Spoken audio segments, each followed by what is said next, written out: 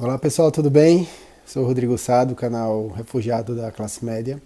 Hoje a gente vai falar um pouco sobre o hábito de consumo regional, né? E a gente entra no regionalismo, a gente vai falar um pouquinho de bairrismo, de protecionismo. Vai ser um papo bem legal. Valeu!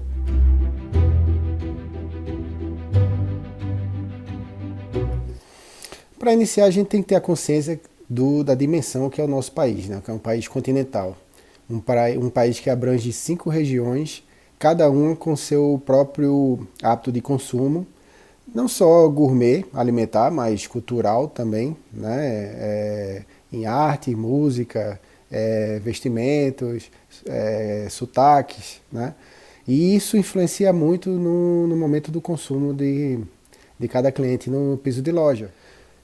Acaba se tornando um grande desafio para as empresas que estão presentes em todos os estados do Brasil, em todas as regiões, porque ela tem que se adequar, né, a cada apelo de consumo de cada respectiva região, né?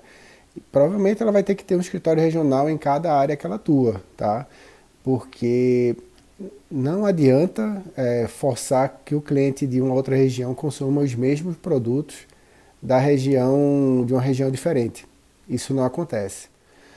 E o regionalismo ele traz todo essa tradição, esse costume e falando agora em alimentos, né, dentro de um supermercado, principalmente, é, tem que se respeitar isso, principalmente quando você é uma multinacional, né, você acaba de chegar no país e traz consigo uma fórmula que deu certo em outro país e quer aplicar aqui no Brasil. Isso não vai funcionar.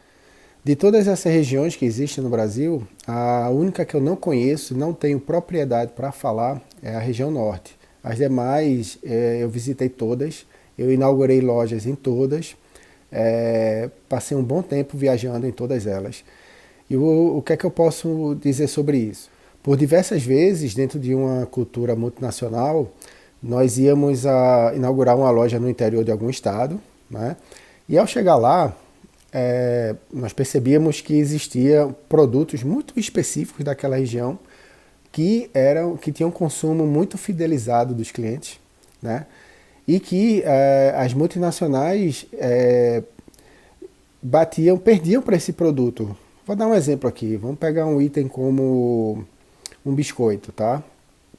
É, aleatório. Biscoito Tia Maria, no interior de Minas Gerais, vamos supor. Nós chegávamos lá para fazer a pesquisa antes de inaugurar a loja, né? E no nosso portfólio tinha que ter esse biscoito. Não adianta você ter biscoito das grandes marcas, recheados, né? Para brigar com esse biscoito da Dona Maria, porque as pessoas daquela localidade se identificam com ela, porque muito provavelmente elas já têm esse alimento desde a sua infância, né? Isso realmente é algo que é muito próximo a eles, cria uma identidade local. E se você não respeitar isso e abrir sua loja só com produtos multinacionais e de nível nacional, provavelmente você vai ter um grande fracasso. Bem, eu falo isso com propriedade porque eu vi esse fracasso, né? É, algumas vezes chegávamos em alguns interiores e essas pequenas indústrias locais, elas não se submetiam aos contratos das redes multinacionais, que são bem complexos, né? Porque muitas vezes nessa indústria é muito enxuto, né? São poucos funcionários, o dono praticamente é financeiro, é comercial e às vezes até tributário. E ele não conseguia entender a complexidade daquele contrato com tantas cláusulas, tantas percentuais de desconto, penalizações. Ele fornecia para as redes regionais e locais com um contrato muito simples, e era isso que ele exigia. E ele dizia não para as multinacionais, mesmo que elas tivessem um volume muito atraente para ele. E nos momentos que a empresa decidia não ceder à condição dessa indústria regional e abrir a loja sem esse produto, nós percebemos no piso de loja que o cliente procurava ele e falava e vinha nos procurar, né? Nós estávamos no piso atendendo, e os clientes reclamavam: vocês não vão trabalhar com tal produto daqui, não? E o que aconteceu ao final de tudo? Muitas dessas lojas não tiveram sucesso. Dito isso, eu deixo um recado importantíssimo: respeitem as marcas regionais e as marcas locais. Tá? O Brasil, por ser um país de dimensões continentais, ele tem regionalismo, sim, um regionalismo muito forte, né, que merece ser respeitado, merece ser incentivado, inclusive, né, porque quando aquele município, aquela região, ela percebe que você aposta nos fornecedores ali locais, nas pequenas indústrias, é assim que você ganha os clientes. Então, a multinacional ela precisa descer um pouquinho, né, do pedestal, entender o que é o Brasil, né, e poder respeitar todos esses fatores.